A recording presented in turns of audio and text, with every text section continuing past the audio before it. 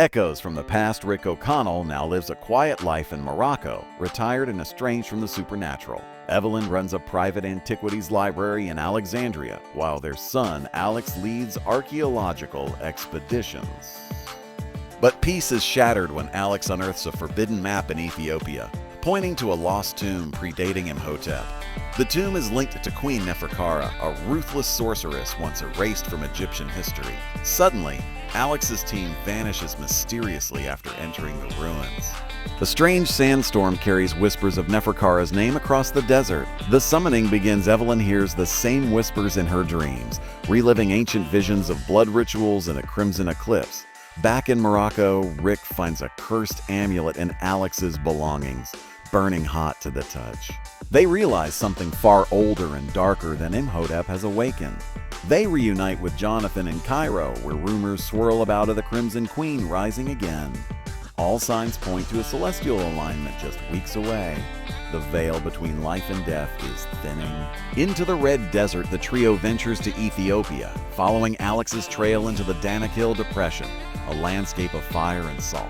They hire Nia, a local guide who warns of a tribe that guards the Crimson Tomb. Along the way, they find Alex's camera, the last footage showing his team being consumed by red mist. Signs of ancient Nubian symbols point to dark magic. That night, they are attacked by jackals with glowing eyes. One snarls an ancient Egyptian, she remembers. The Crimson Tomb. They finally reach the tomb, carved into a cliff glowing faintly under the blood-red moon. Inside are walls filled with curses and warnings about Neferkara, the pharaoh's betrayer. They find Alex barely alive, bound in magical chains. He warns them, the tomb is a trap. Neferkara feeds on fear and memory. As they try to flee, the tomb seals itself with crimson fire. A stone sarcophagus begins to crack. The rise of Neferkara, the queen, awakens, draped in obsidian and gold with eyes like molten lava. She was once Pharaoh's high priestess, executed for trying to become immortal, but her soul never left, only scattered. Now, with the blood moon above, her power surges. She calls Evelyn out of the vessel and vanishes in a swirl of dust. The team escapes barely, but something followed them out. Possession. Evelyn begins speaking in tongues, dreaming of Neferkara's life. She paints ancient rituals unconsciously and levitates in her sleep. Jonathan jokes, but Rick realizes Evelyn is slowly becoming a host. They visit a secret sect in Luxor known as the Sunbinders. An elder explains Neferkara's soul needs a perfect vessel to be reborn.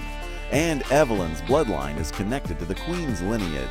The hunt begins. Neferkara begins spreading her influence across Egypt. Priests rise from sand, ancient scarabs pour from cracks in the earth.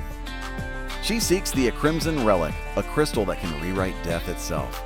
It was broken into 3 shards scattered across Africa. Rick vows to find them before she does. Nia reveals she is descended from Neferkara's personal guards and swore to stop her return. The Shard of Wind. The first shard lies in the cliffs of Simeon Mountains. They face wind spirits and living statues guarding the relic. Alex proves his worth deciphering riddles while Rick fends off the guardians. They recover the shard, and Rick experiences visions of his own death. Evelyn becomes more detached, her eyes flashing red when alone. Time is running out. Cairo burns. Neferkara attacks Cairo using sandstorms and undead cobras.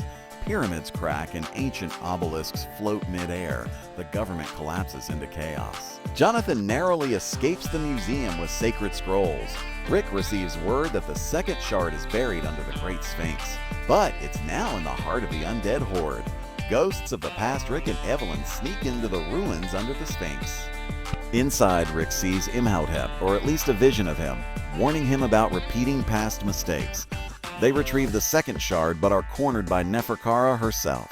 She kisses Rick, burning a scar into his chest. She claims she will make him her eternal king. They escape only thanks to Nia's hidden magic sigil. Betrayal. In the camp. Back at camp, one of their allies, Malik, betrays them. He was Neferkara's sleeper agent. He steals the shards and stabs Nia. Alex chases him into the night, but is too late. Malik returns the shards to Neferkara. Rick mourns Nia but buries her with honor, reciting an ancient Sunbinder prayer. Now Neferkara has 2 shards. Only one remains. Jonathan reveals the last is hidden. It Atlantis-like ruins beneath Lake Tana. Descent into Tana using a submarine borrowed from old British contacts, they dive into Lake Tana's ruins. Ghostly figures float beneath the waters, ancient guardians. They find the last shard locked inside a vault with a puzzle mechanism. Evelyn solves it by instinct, as if she's done it before. They retrieve the final shard, but Evelyn collapses. Neferkara has begun to merge with her fully. The eclipse begins, the blood moon returns, and the celestial alignment begins. Neferkara builds a pyramid of bone in the Ethiopian highlands. Using the 3 shards, she opens a rift to the underworld. Souls scream from the sky. Time distorts. Rick prepares for a final battle, though his body weakens from the curse. Alex tells him, "You've been the mummy's bane. Be it one last time."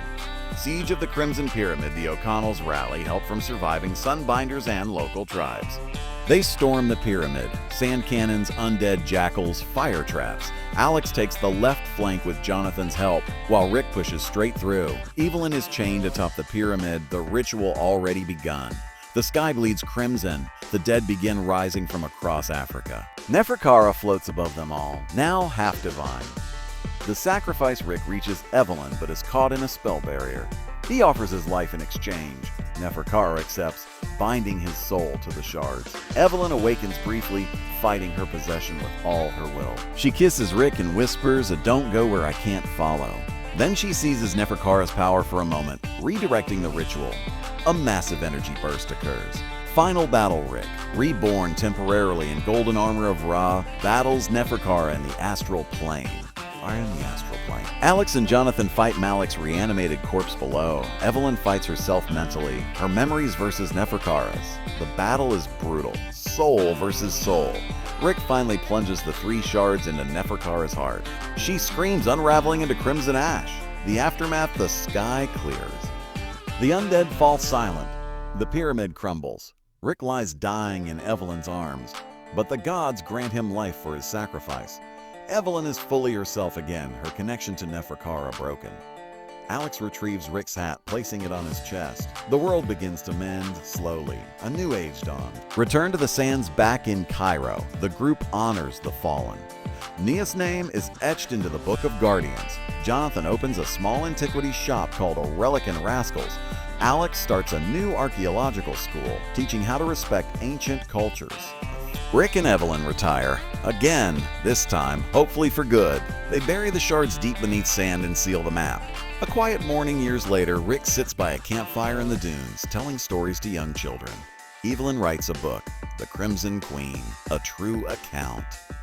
Alex visits with his own daughter, curious and bold like her grandmother.